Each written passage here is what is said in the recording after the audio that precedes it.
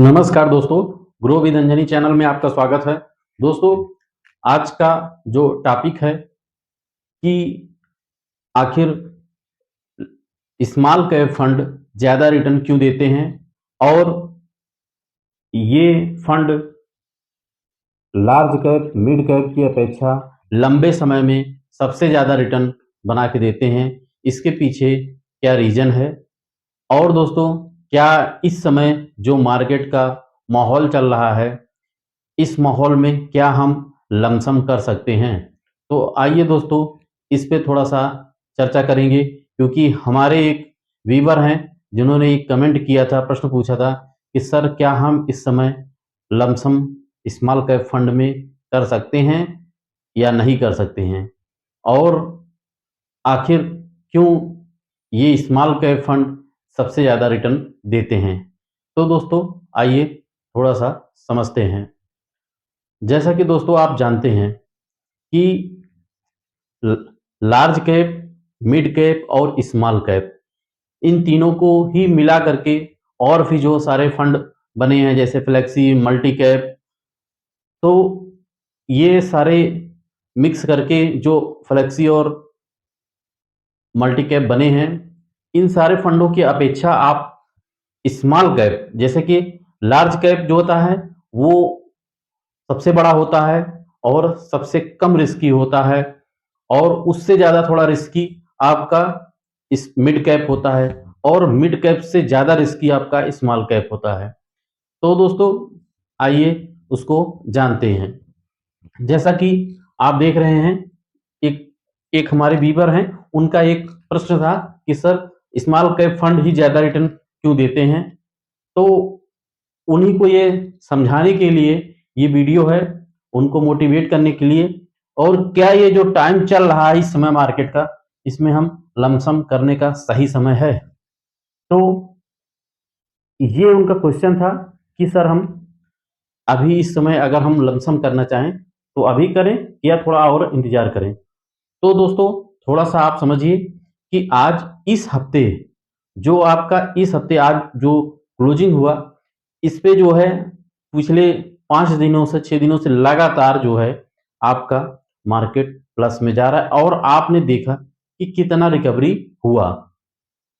अब बात ये आती है कि पहले तो ये समझिए कि स्मॉल कैप फंड रिटर्न क्यों ज़्यादा देते हैं।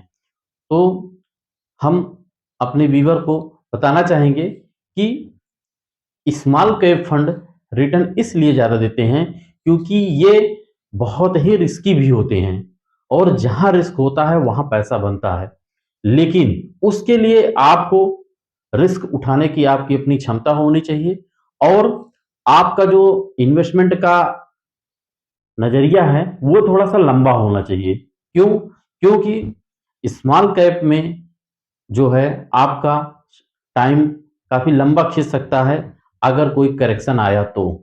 इसलिए ये स्मॉल कैप बहुत ही रिस्की फंड होते हैं, और दोस्तों आप जानते हैं कि जहाँ रिस्क ज़्यादा होता है वहाँ पैसा भी ज़्यादा ही बनता है, और जो ज़्यादा गिरता है वही फिर आगे उतना उठता भी है।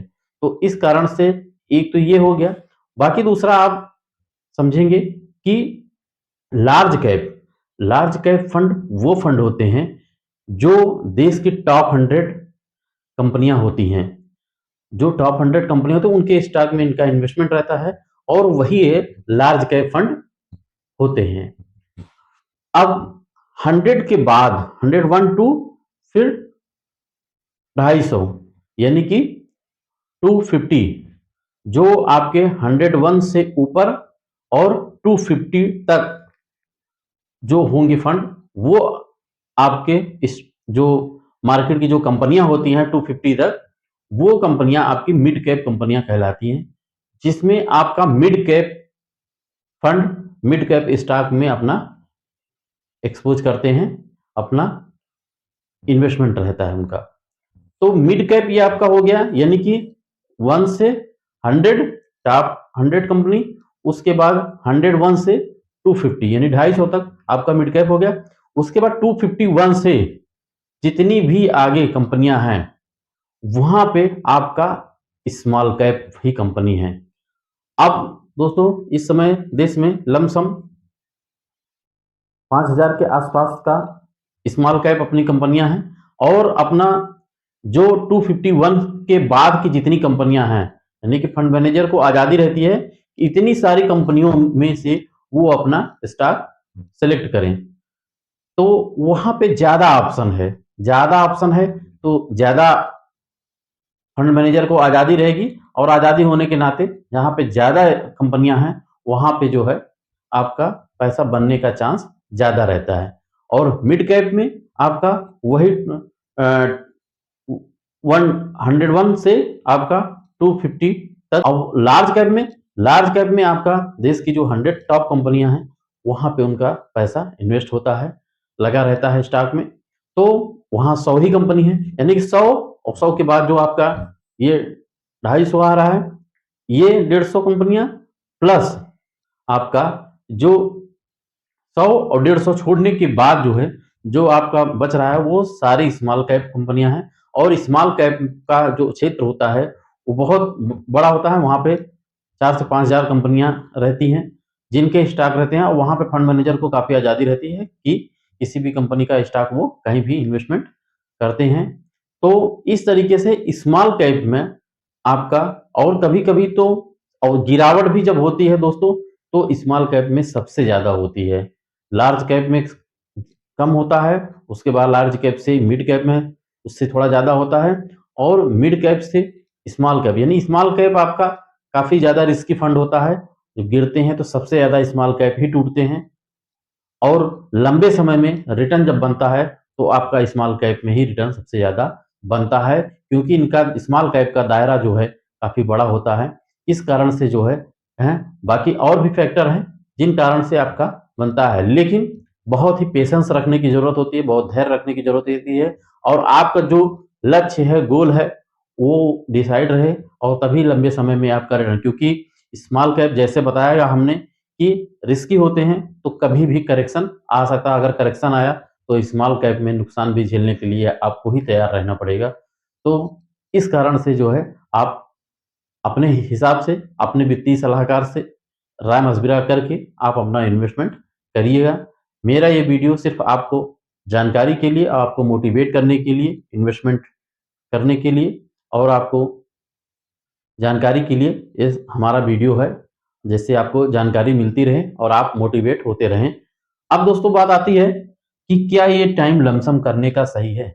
अब दोस्तों जैसा कि आप जानते हैं कि पिछले भी जो 4-5 महीने से लगातार मंदी मंदी क्या कहें, गिरावट का दौर जो चला, ये जो गिरावट का दौर है, इस गिरावट के दौर में आपने देखा होगा कि सबसे ज्यादा स्मॉल कैप ही गिरा।